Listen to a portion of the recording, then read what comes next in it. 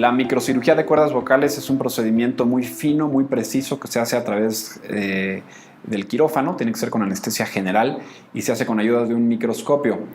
Se hace a través de la boca, entonces se pone un tubo metálico que entra por boca y a través de ese tubo se dirige la vista con un microscopio y se introducen pinzas muy finas, se puede meter microtijeras, microbisturí, láser, ganchos, en fin, una serie de cosas que se pueden usar muy pequeñitos para lastimar lo menos posible las cuerdas vocales y de esta manera los resultados son muy buenos.